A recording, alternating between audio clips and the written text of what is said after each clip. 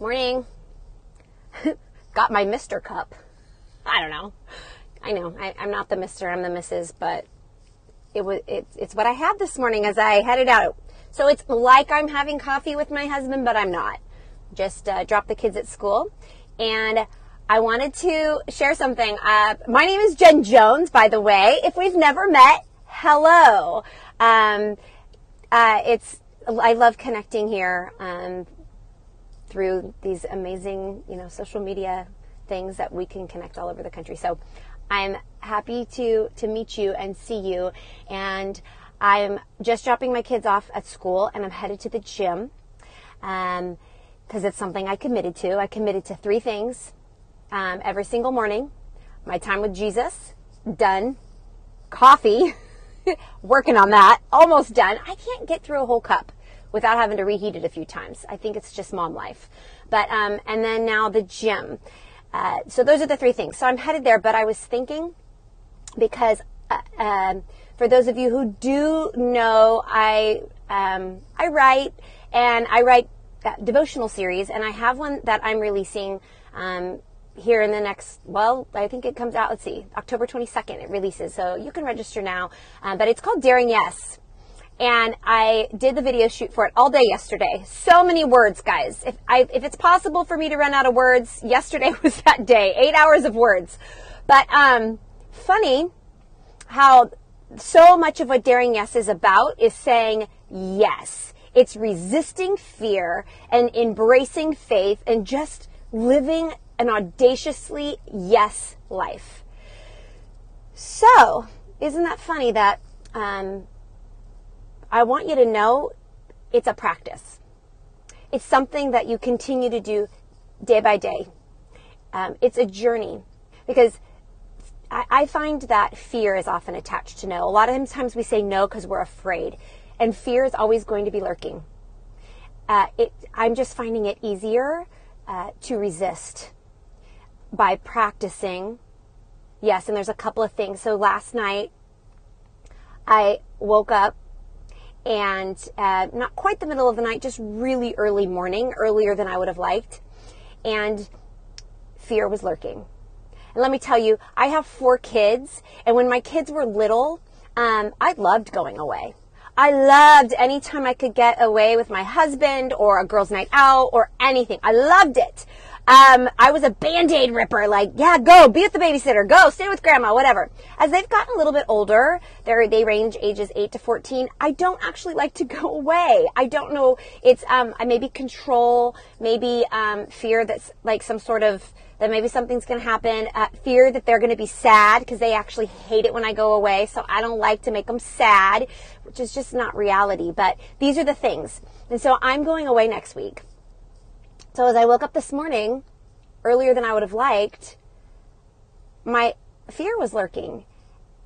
And I began to say to myself, I can't go away. No, I can't go away. I can't leave them. Here's the other thing. I'm having to do something a little outside of the box. All of my family happens to be traveling too. All the people that I securely keep my kiddos with are traveling too. So I've had to rally some troops to keep my kids. And it's uncomfortable for me, because it's unknown. It's something I haven't done before. And I'll be honest, I'm a little bit afraid. I was like, this isn't as easy as I would like it to be. And I know this is simple compared to some of the fears that some of you are listening. You're like, really? That's your big fear? I get it. It's maybe small, but I just want you to know fear's lurking. So maybe yours is so much bigger and it's looming so much more, but there is hope, because what happened to me early this morning is I quickly identified it. I was quickly able to identify, okay, this is fear. It was more like a little dark cloud that hovered over my room, and like a little sinking in my heart. And once you can identify it, I want you to know not all fear is bad.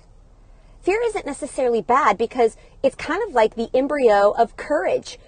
Without fear, you wouldn't have to be strong. You wouldn't have to not be afraid. You wouldn't be able to have courage. It's the embryo of it. Without fear, there would be no need for your bravery. So as I lay there in bed, I said, all right, I see you, fear. I get you. I feel you, fear. But here's the thing. Jesus says in his word over and over and over to take some action, to do something. He says, don't be afraid. Don't be discouraged. Don't be dismayed. All right, I see you, fear.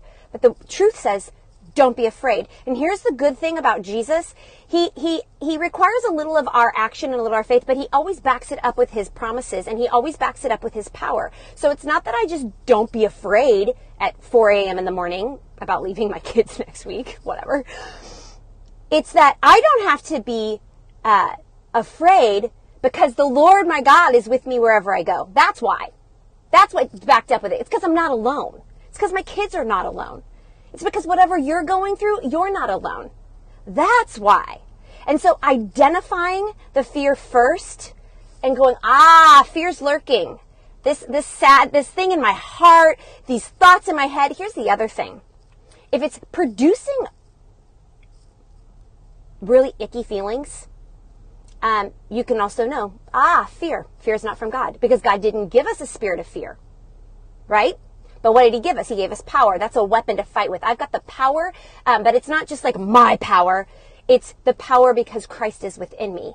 So power, love, and a sound mind. What's love? Love always protects. Love always hopes. Love always perseveres. Love is kind. Oh, love always protects? I'm going to fight with that protection that comes from God. Love and a sound mind. 4 a.m., when your mind's rattling around, you know right now, that's fear. That's not God. He gave me the ability to fight with a sound mind. And how you do that is you take captive every thought and you make it obedient to him. That's how you do that. So fear's always lurking. It just is. That's the world we live in. But it gets easier to resist it and fight it when you, one, identify it for what it is. I desperately wanted to just like, okay, go back to sleep, but I couldn't. I had to fight the fear off. And then I was at peace. And I fought the fear off with truth and God's word. Okay? So identify it. I find this so much, that's growth. That's being aware. That's allowing yourself to feel a little bit. That's engaging with what's truly going on. That's actually really good, guys. I didn't used to think that. I used to try to power through. I used to try, I'm not a big avoider, but I'm definitely a big power through. You might be an avoider. You might be a stuffer. You might be a runner. I don't know, but here's the thing. Identify it. Go, okay, fear, I see you, but I win. And I don't win just because I'm amazing, because honestly, some days I'm just not. I win because greater is he that's in me than he that's in this room, than he that's in this world, that's he that's in this, whatever. Greater is he, God, that's in me. That's how I win. So that's why it gets easier to resist. And the more you do it, the more often you do it, it becomes habit. It becomes habit. So what used to be middle of the night hours of anguish has become moments. Because I can identify what it is, and then I have the power to fight it off. And so I just want to encourage you with that thought this morning. That's how you say yes.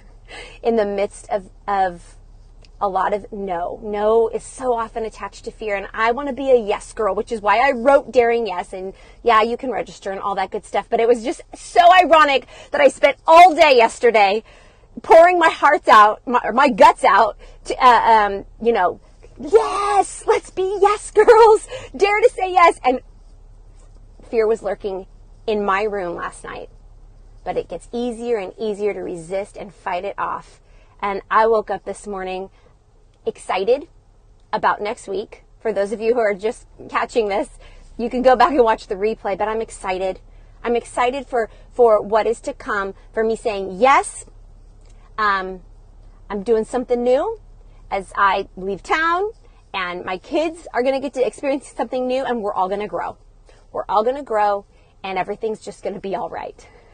So now I got to go because I almost finished my coffee, but Jesus, coffee, and now the gym. My 3 things that I have committed to here over to Rocktober. Have a fantastic morning. I'll catch you soon.